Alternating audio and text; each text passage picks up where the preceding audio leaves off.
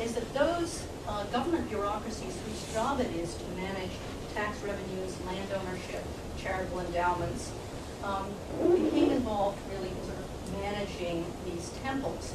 And what Pressler says is the temples and the religion that they were providing really changed as a result of this shift in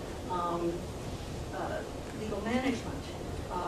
So while like their early modern royal predecessors, Indian politicians today continue to seek public approval through association with the temples and also seek to influence temple management. What is paramount in the administration of the temples is bureaucratic concern for efficiency, good fiscal policies, standardization, equal access, right, and qualified staff. So that going from priests who acquired their jobs, often genealogically through family descent, are increasingly being sent to school to actually learn Sanskrit so that they can do this right. Because no longer, and this has happened, I would say, increasingly. Over the last 400 years, this is a long process. But Pressler shows you how this gradual shift from pre-modern to modern religion changes religion. So I would say that the religion that is desired by government today, the government of the US and India, is one that will produce pious, but not too pious, healthy-minded, and productive individuals. So you might argue that, well, the tens of thousands of temples in southern India that are a social fact of such undeniable permanence that the would-be secular governments of both the British Empire and independent India could not wish them away, however much they wanted, that they had to do something with them. They're just so manifestly there. I think you might say the same thing about religion in the U.S. While U.S. religion may have somewhat less material intransigence than the South Indian temple, historians and politicians of every generation have been forced to acknowledge its staying power. But American religion, too, has changed over time. Divine judgment and the lordship of Christ, together with privileged access and quarters of power of mainline Protestant clergy, have given way to a search for health and holiness. The new spiritual governance is universalistic, natural, and immanent. A legal reading of religion as subjective, as Professor Beeman suggests, if I understand her, is increasingly the case in Canada, as she suggests is increasingly the case in Canada, enables a different relationship between law and religion, one that is more universalist, but also more managerial. And this obviously connects with many debates within political science about modern political governance, and I'm just sort of touching on them here.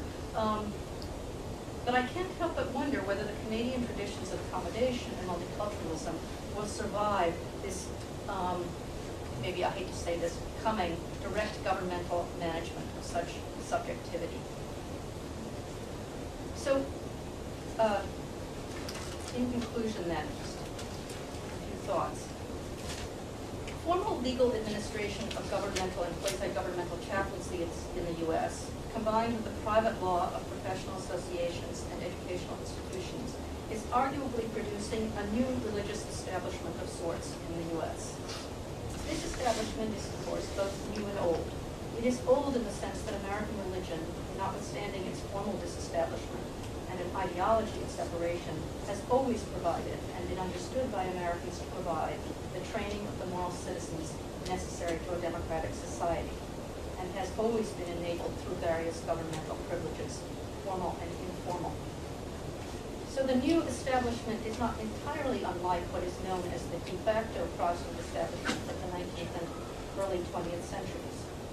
But it is new in the sense that it is no longer wholly Protestant, and it has been deeply influenced by a commitment to equality and equivalence among religious traditions imported from the new centrality of equal protection clause of the 14th Amendment, and also by a curious amalgam of scientific and therapeutic understandings of the human person, including the new interest in the nature of consciousness.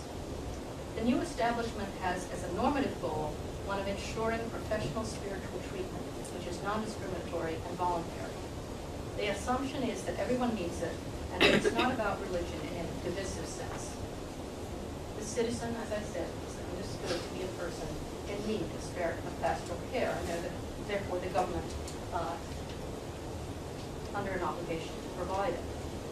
As religious institutions lose power to individuals, one might argue that religion is likely increasingly to be governed by and for the interests of the state. Feminist legal theorist Marianne Case asserts that when American Protestants say that gay marriage threatens their marriage, they are right, she says, because they are dependent physiologically on the state for the enforcement of their norms. She contrasts this, for example, to traditional Jewish and Catholic families who have institutional structures within their own religious organizations that take, and also Muslims, and they have law within their own organizations that can do this work for them in terms of managing marriage and divorce and family law. But that is missing for most Protestants because they've given this, she would argue, to the state. So when the state messes with its marriage laws, it's messing with the Protestant church.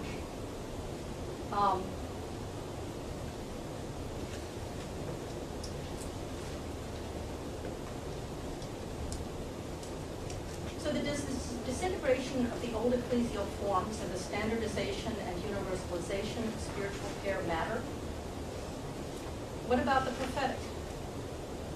The homogenizing effect of this new legal establishment is patent. But there has been pushback. It's not just the atheists that are suing. 800 conservative Christian Navy chaplains sued the U.S. Navy alleging discrimination in favor of universalist liberal theologies. So let me stop here with several concluding questions and ask for your comments. How should religion be governed today? Should governments acknowledge their citizens as religious? And how should they do this in the radically egalitarian, diverse, disestablished religious field that we see?